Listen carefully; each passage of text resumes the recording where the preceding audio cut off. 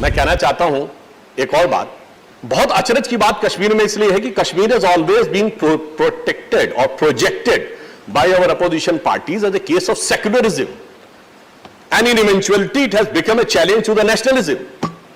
जबकि मजेदार बात यह है कि भारत का एकमात्र राज्य था जो सेकुलर नहीं था, क्योंकि जब 1976 में संविधान को संशोधन करके लोकतंत्र के काले अध्याय के दौरान यह शब्द जोड़ा गया था, तो धारा 370 की आड़ में वो कभी कश्मीर में अंगीकार ही नहीं हुआ।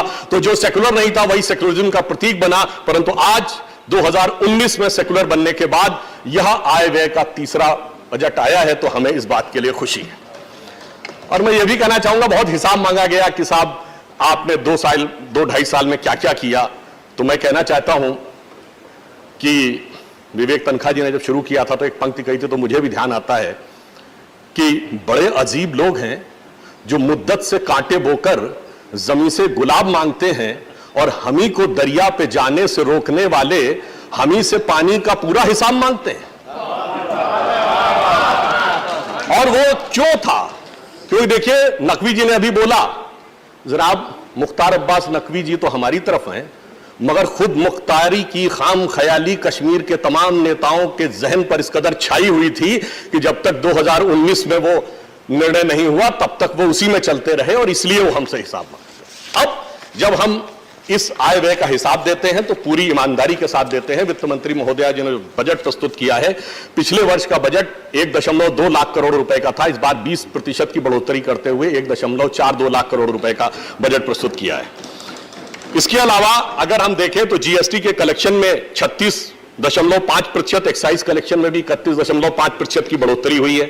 जो जीडीपी का प्रोजेक्शन है वो 2,03,716 है, जो कि पिछली बार से 7.5% अधिक है। और गत वर्ष का देखें तो रेवेन्यू रिसीप्ट्स 1,02,322 करोड़ और एक्सपेंडिचर 71,615 करोड़ है, यानी इसमें भी हमने वित्तीय प्रबंधन और कुशलता का परिचय दिया है। फिर ये बात आती है कि यदि बजट का व्यय हो तो सबसे पहले किस चीज में व्यय होना चाहिए? डेमोक्रेसी को स्ट्रेंथन करने में, लोकतंत्र को मजबूत करने में। तो ग्रास रूट पर डेमोक्रेसी को मजबूत करने के लिए अगर आप देखें तो हम लोगों ने ग्राम पंचायतों के लिए 1,000 करोड़ रुपए 4290 ग्राम पंचायतों के लिए आवंटित किए हैं, 200 करोड़ रुपए 20 डिस्ट्रिक्ट काउंसिल्स के लिए किए हैं, 313 करोड़ रुपए 30 अर्बन लोकल बॉडीज के लिए किए हैं, और 71.5 करोड़ रुपीस 235 ब्लॉक्स के लिए किए हैं। और उसकी एफिशिएंसी के लिए पंचायत स्तर पर 1,889 असिस्टेंट अकाउंटेंट्स भी नियुक्त किए हैं, ताकि उस व्यय का समुचित रूप से उपयोग हो सके।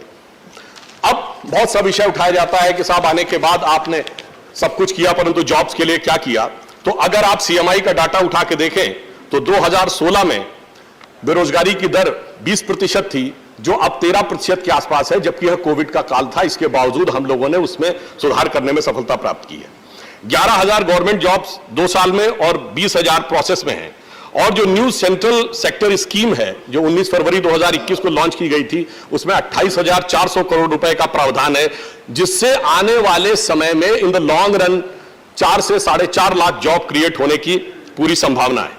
और 1,37,870 यूथ को एंटरप्रेन्योरशिप के लिए बैंकों के माध्यम से मदद दी गई है। अब यदि जॉब्स की बात करेंगे तो तब आगे गतिविधि बेहतर तरीके से चल सकती है यदि इंफ्रास्ट्रक्चर बेहतर। और पिछले 2.5-3 वर्षों में इंफ्रास्ट्रक्चर को बेहतर करने के लिए सरकार ने बहुत